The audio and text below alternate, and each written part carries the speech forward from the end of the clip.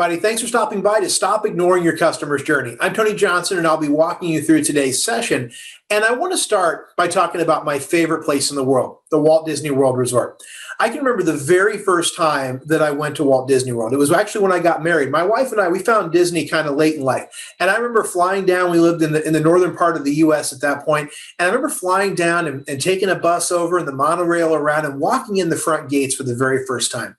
And I will tell you, it's a bit intimidating the first time you go to Walt Disney World. There's a lot to do, a lot to see. But I remember walking into the front gates and looking straight down Main Street, USA. It's this line of shops that line up the Magic Kingdom. And this was my view. And I will tell you, when I looked down and saw that castle, I was hooked. I mean, hook, line, and sinker hooked. But the best part was after having, a week there, of having a fantastic vacation, of having a tremendous honeymoon, I will tell you the one thing that rung true with me was how well they treated everybody there and how mindful they were of the journey their customers were taking, right down to them offering up these just married buttons that my wife and I, we wore those things around like the biggest geeks you ever saw. And the reason we had those just married buttons was they took the time to ask us if we were celebrating anything when we actually showed up to the resort, and we told them we were getting married. And I'll be darned if when we checked in to our hotel, to our resort, there were two of those little just married buttons waiting for us. And all kinds of times throughout our journey there, they were wishing us well. We wore those buttons around, and they used them really as a sounding call for folks to say, hey, congratulations on getting married, that kind of stuff. And they have those same kind of buttons for, your birthday, for first visit, for happily ever after, which was the ones we were wearing for getting married. So I think understanding that a company like the Walt Disney Company has to really think about every visitor that comes for the first time and the visitor that comes many times. And you may find the same thing inside of your business. And so that all comes around to this idea of considering your customer's journey, of considering what they're going to go through during their time with you, with your organization, and how can you really combine people and hospitality to provide the very best experiences. And so again, I'm Tony Johnson. I've been a customer experience officer for many, many years, and I really want to share with you all the things that I have come up with over the years throughout working with organizations to help them put their customer first and keep their customer at the center of everything they do. And that's primarily what we're going to talk about today. But things change. And I think that's why it's so very important to consider your customer's journey, because it's ever changing. After I went back to the Walt Disney World Resort, and we actually moved down, my wife and I, to Central Florida not too long ago, when we actually moved down here, we started going all the time. We're annual pass holders. We love the place. But going back after coronavirus, things had changed. You have to wear a face mask. There's signage all over the place about health and safety. There's social distancing and limited crowds. So it really brings home the fact that everybody has to think about these changing expectations. So, think about some things that maybe were, luxury items not too long ago or nice to haves. Now they become price of entry. So I always think about the backup camera. The backup camera is something that really does make me think of something that, just 10 years ago was a luxury item. You had to pay extra for it. Now you could rent the cheapest entry-level car, and it's probably going to have a backup camera. Or how about Wi-Fi? It used to be you got on an airplane or went to a hotel, and if you had Wi-Fi at all, you had to pay for it. It wasn't very good. And I know we probably all struggle with airplane Wi-Fi when we're out traveling, when we finally get back out there. But I will tell you, now it's very commonplace for it to be everywhere, and it's expected. I actually went to a hotel and I had to pay for Wi-Fi. That kind of hurt, right? Because you just expect it to be a part of your hotel experience. How about a company like Chipotle? Think about what they were 10, 15 years ago. I believe that really when you look at that assembly line model, high quality food assembly line made right there in the moment, that was a big deal 10 years ago. Now there's any number of different restaurants that have picked up on that. And then finally, this idea of GPS. Anybody else out there have those GPSs, from 100 years ago that were as big as a small screen television? I know I had one back in the day. Now it just sits in the palm of your hand.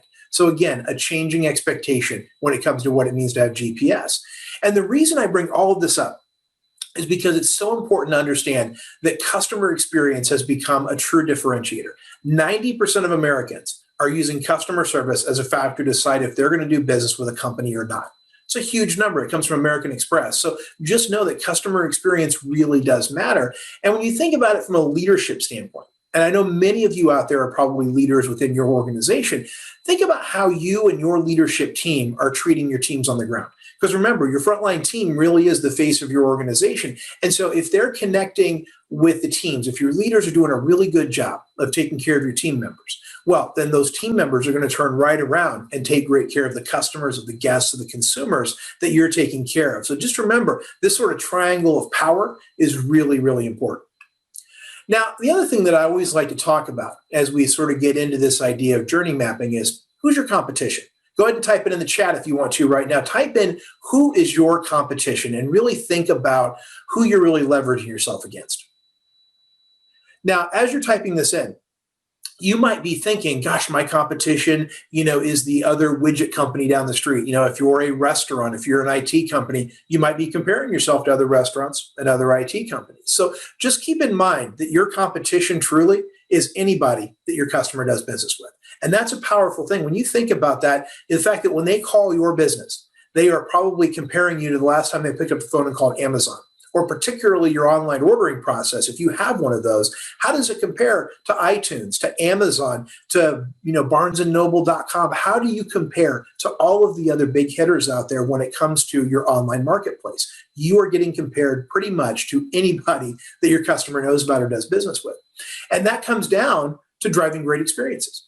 Driving those experiences that tie together all the key components so that your customers know it goes beyond just good service, it goes beyond just a great product, it goes beyond safety and health and safety and all those kind of things, and drives home this idea of a holistic, all-in-one experience. It's going to make your customers want to come back again and again. When it comes down to quotes, I think we all probably have our favorites, and this is one of mine. Nobody cares how much you know until they know how much you care. Now, anybody know who said that? If you do, type it in the chat. I'll give you just a second.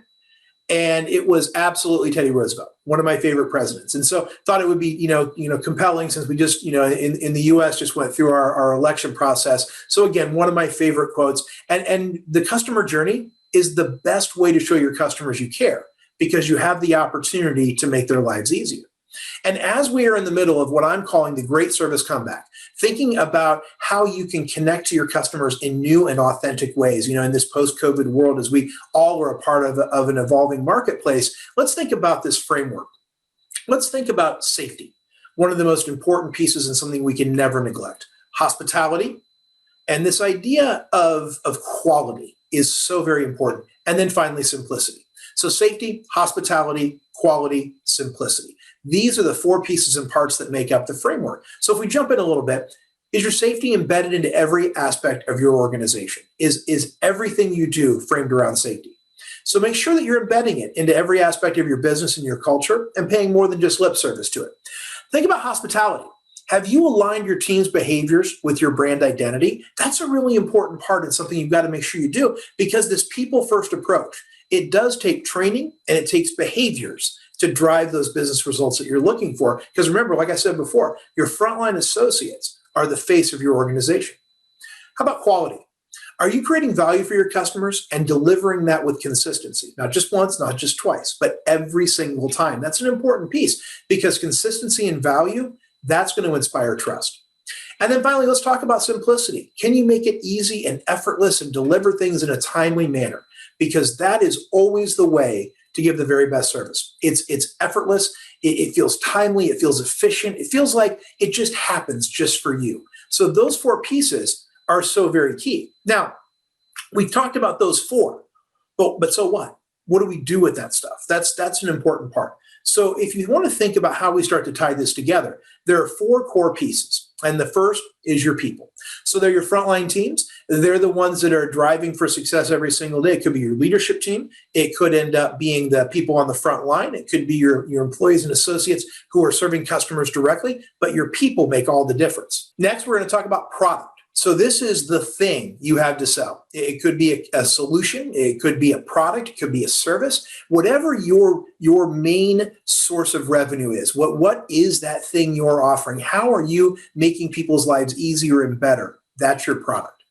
Now think about your place. Where do you do business? So far we've got kind of the who, the what, and now we're talking about the where. So I want you to think about the place where your service happens. Now, that could be a brick and mortar type of a storefront. It could be online. It could be a call center. It could be completely via chat or AI, but just know that your place does matter.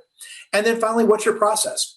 How do you train your team? What are your standards and processes and rules and regulations and all of the things, your policies inside of your organization? All of those things are very, very important when it comes to driving customer experience. So these four things is really where you hang your hat. These four channels are where you hang your hat when it comes to customer experience. And I've called this the customer touchpoint experience formula. And that's how we're going to walk through this whole idea really of journey mapping. That is what we're getting at right now.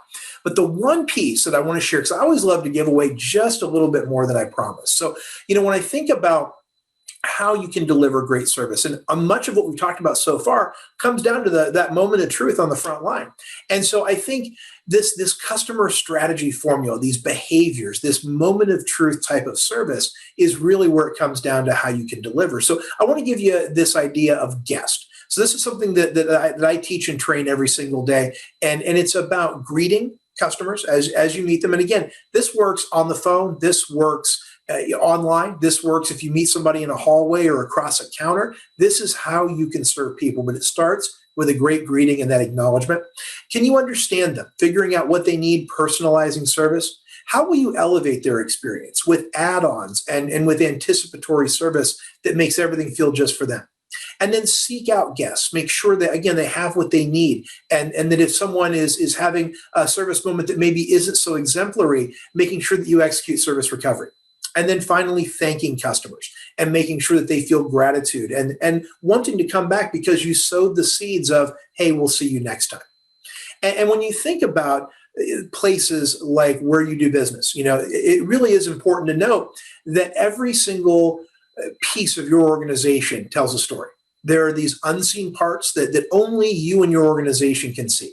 There are the pieces and parts that are right out front and these details that really do tell a compelling story about your brand. And then finally, there are missing details. Sometimes people only notice stuff when it's wrong.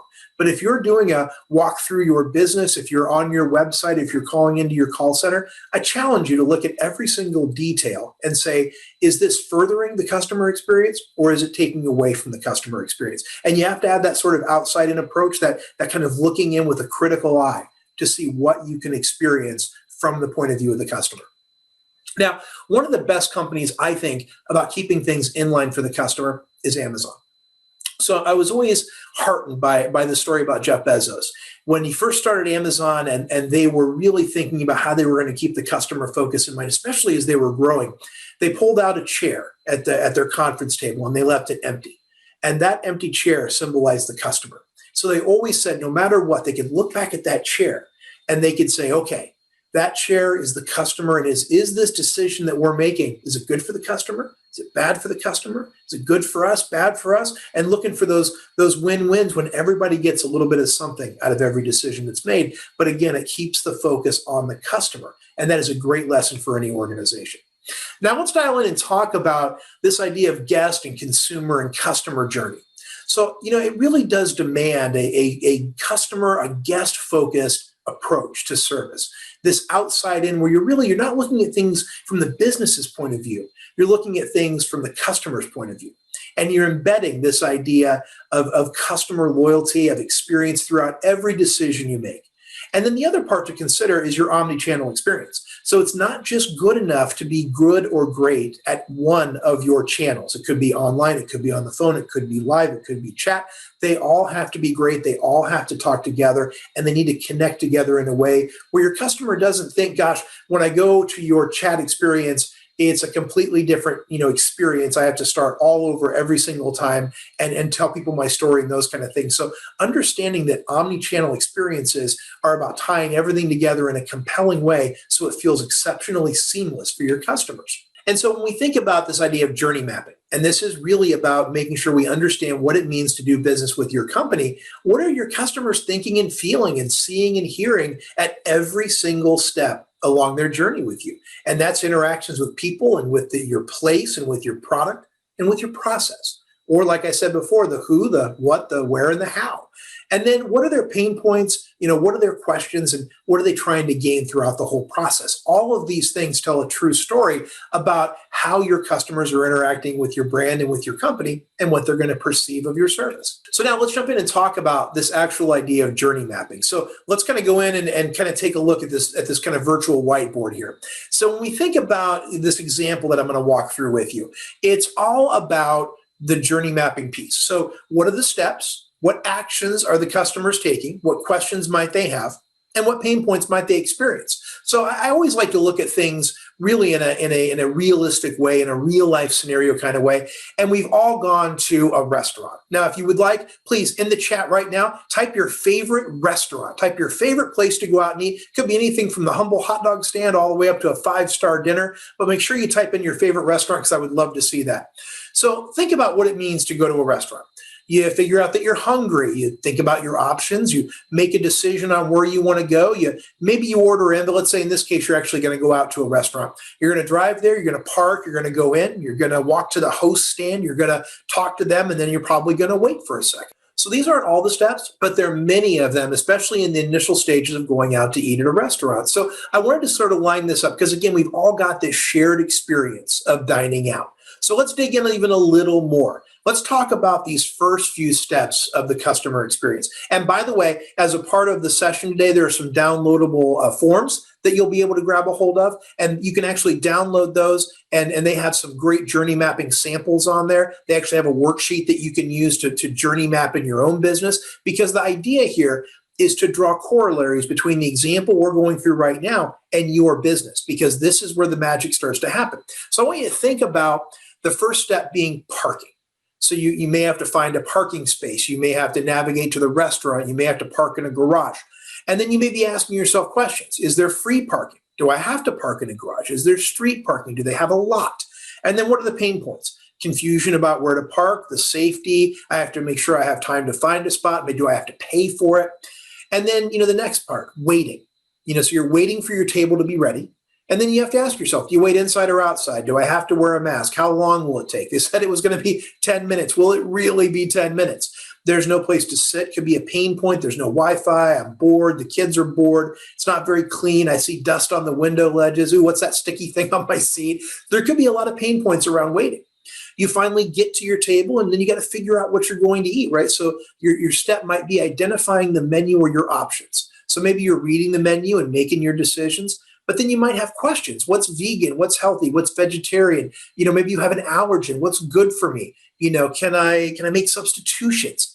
And then, determining dietary needs and what's in something that could be a pain point. Or maybe you can't read the menu. Or, the other day I went to a restaurant and you had to scan the QR code to get the menu to pop up. And maybe someone doesn't have a phone that'll do that. Or maybe they don't understand how because they're not tech savvy. Or maybe there was just a long wait to get your beverages, right? So there could be any number of pain points you're experiencing. And then leaving the restaurant, you're all done and you're getting ready to go. You might be getting your check and paying and walking out through the front door to depart. But, questions may arise like, is the bill right? Where's my server? Where did I park? Am I going to come back to this restaurant again? And then some pain points. Maybe you can't figure out where you parked. Maybe no one said thank you or see you next time. Maybe it took a long time to cash out. I remember being at a restaurant not too long ago, and I had a really great experience, really good food, good value. It was really well done. But at the very end, at the finish line, the 1 yard line, it was almost impossible to flag down my server to get my check so that my wife and I could pay and leave. So, you know how it is when you get to the end of the meal and you're just ready to go, and we couldn't. So that could be a way that you finish a really great experience in a really poor way, and it detracts from the overall perception of your business. So again, the trick here is to take all these things we talked about, these steps in the journey, the actions, the questions, what are the pain points and things that might be happening, and then go and fix them. Go and think about them in your business. Find the problems and the questions before they inconvenience your customers, and just go knock them right out of their way. Just go smack them right out of the way. Fix them again before they inconvenience anybody. And so that's going to be a key way for you to use journey mapping to drive customer loyalty and sales growth in your organization. So please take the tools that I've given you, download the sheet, and then go try this exercise in your business. I promise you, you will start to see and identify things that will make you much more successful just by smoothing out some of your processes. Now, when we think about what that looks like, I call this owning your dirt. It's about asking a lot of questions. It's about keeping your head on a swivel. I had a good friend of mine, he was a restaurant manager actually, and he always talked about keeping your head on a swivel as you walk around your business, looking at everything, looking at choke points, looking at problems that might be, arising in your business, just kind of standing back and watching what's happening in your organization and really observing in a critical way and never accepting that it can't be done, that it can't be improved, that there isn't a better way, and constantly thinking about how you can rejigger your processes just a little bit for the good of your customer. So one organization that does a great job with listening to customers and really taking steps to improve is the Ritz-Carlton. I can remember a couple of years ago, my wife and I, we went on a long weekend to the Ritz-Carlton in Sarasota, Florida. And when we got there, my wife realized that she'd forgotten her beach bag. And it was one of those places where you had to get on a bus and kind of go across the street to the beach. And she was thinking, gosh, how am I going to carry my stuff to the beach and all the stuff I want to take with me? And as she was talking to me, we hadn't even gotten up to the front desk yet. We were 4 back in line. And somebody from the front desk had come around, tapped her on the shoulder, and offered her this beach bag. They had said, please enjoy this beach bag. We heard you forgot yours. Take this courtesy of Ritz-Carlton. Have a fantastic weekend. Wow. We hadn't even had a chance to think about what we were going to do about that talk about a little problem, right? But it was such a great way for them to just move that problem right out of our way because their frontline associates were absolutely listening and keeping their ears open for customer feedback, that voice of the customer. And I was so thankful that they did that. It made for a great weekend. And we still have the beach bag today, and it's great. So thanks to the Ritz-Carlton for that for sure. So the other thing to note is that when strategies are translated into mindset, you really can drive the most fantastic tactics and results. And that's the thing you have to understand is it sort of starts with your vision, of course, but then you have to translate that into a mindset and into the tactics and into the training that's really going to help your business thrive in again, this ever-changing economy. So remember to always translate what you're trying to accomplish, the big vision. You've got to translate that into the daily steps and behaviors that will drive success with your team. And the reason this works, the reason great training always works is when it's storytelling driven, when it's based on tactics and behavior based, it really does start to drive this credibility, not just with your team, but with your customers, because they see that translation of brand and of strategy into those daily moves that drive success, both for your business and for your customers. So you're always asking what's next. I always like to think about what you should do next. So here's a couple of things. I want you to plot your customer journey on the sheet I provided, and I want you to identify your friction points and see what you can do to resolve those rough edges and those questions that your customers might be experiencing. And as we come to the conclusion, please take a moment to connect with me. I would love to hear from you. If you have more questions, feel free to ask them because I want to hear your story. I want to hear your questions. Let's stay connected here. And with that, I will say thank you so much for giving me some of your valuable time. Thanks for talking about customer journey, and have a great rest of your day, everybody.